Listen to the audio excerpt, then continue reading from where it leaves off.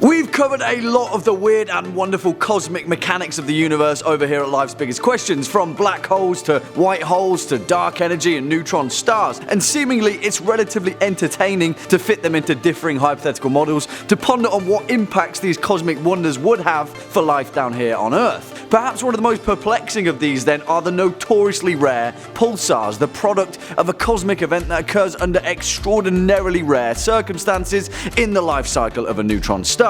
But what would happen if our planet had hit the intergalactic jackpot? What would happen if Earth found its home amongst these weird enigmas of physics? Well, let's find out. Hello internet, what's going on? And once again, welcome back to the most inquisitive channel on YouTube, Life's Biggest Questions. As per usual, I'll be your disembodied floating voice, Jack Finch, as today we curiously ask the question, what if Earth orbited a pulsar? Roll the clip.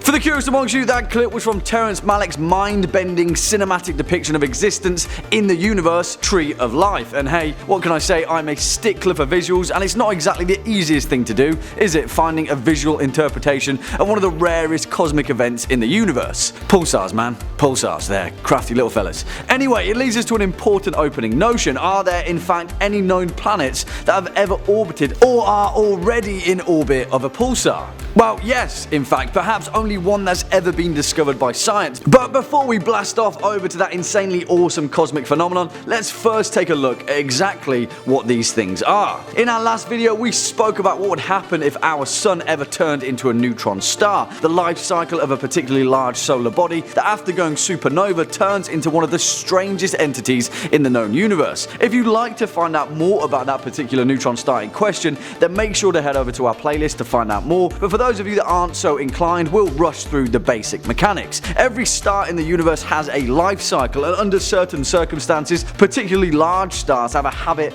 of getting so big that they explode in a supernova of celestial destruction, leaving behind a neutron star that's incredibly small but also incredibly dense and has one of the strongest gravitational forces in the known universe. There are thought to be about 1 million neutron stars in the known universe, but an even rarer version of a neutron star is known as a pulsar. And if you thought neutron stars were weird, then these guys are much more bizarre. In exactly the same manner that neutron stars spin rapidly and produce incredibly strong electromagnetic radiation, a pulsar releases that radiation along a narrow beam, almost like a lighthouse. And because a pulsar spins at such a consistent speed, they produce a very precise interval between pulses, hence the name, and function like some weird cosmic lighthouse out there in the void of space. Now obviously we're teetering on the edge of theoretical physics here, but there's actually quite a lot of evidence to support the mechanical workings of a pulsar. In fact, the first ever pulsar was discovered way back in 1967 by Jocelyn Bell Burnell and Anthony Hewish at the University of Cambridge, who noticed that a solar entity under their observation flickered with precise pulses and deduced that it must have something to do with the rotational spin of the star under some kind of emission of wavelength energy. Obviously, there was much more to their work, and their efforts even earned them a Nobel Prize in Physics. Good job, guys. It leads us to an interesting point for our theoretical planetary orbit though, because the pulsar that Bell and Hewish first discovered, which is now named CP1919, produces radio wavelengths as its bright burst of magnetic radiation, but in fact pulsars have also later been found to produce radiation in the form of both X-ray and gamma ray wavelengths. Well, you may think that's a bad thing, and well, it is, because any solar body that produces narrow beams of deadly radiation spells bad news for any exoplanet caught in the pulsar's orbit, and it quickly makes things incredibly difficult for us as a hypothetical species to survive. In fact, it's incredibly rare for any kind of planet to orbit a pulsar,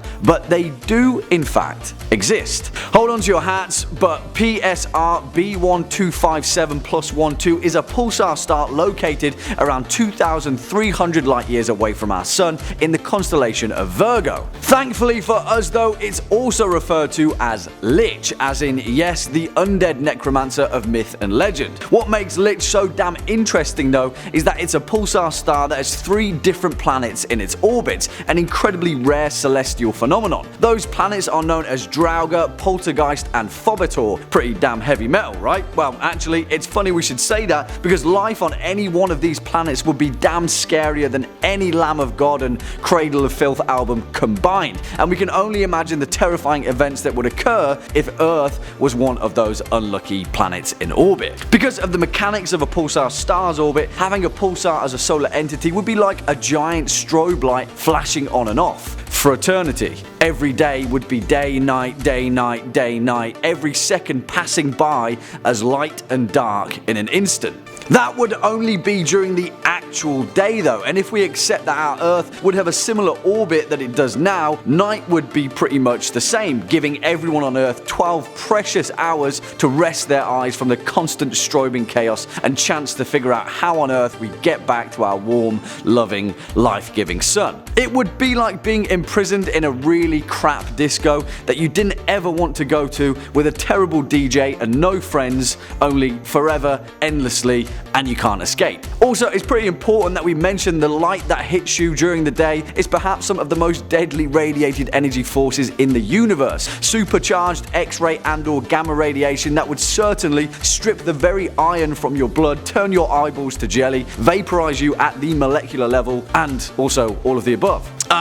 Yeah. And I know we've been trying our hardest to steer away from this particular hypothetical conclusion, but if Earth orbited a pulsar, it's very likely that everyone would die and our civilization would be over in a matter of seconds, vaporized by a literal cosmic tornado. Not only that though, but once we're all fried to oblivion, it would happen over and over again, frying us with super intense electromagnetic radiation at regular, precise intervals. So precise, in fact, that our molecularly charged civilization would be potentially more accurate than an atomic clock, and hey, perhaps we could even serve as some form of time-telling device for a far advanced alien civilization that were wise enough to know that orbiting a pulsar would be a really, really, really bad thing to do. Well, there we have it folks, one cautionary tale and our long and short answer to the question, what if Earth orbited a pulsar? It would be a beautiful cosmic sight to behold, but only from an incredibly far and safe distance. Pulsars guys, not even once. Before we depart from today's video though, let's first take a quick look at some of your more entertaining edifications from over the past few days. First up, Mo Play says,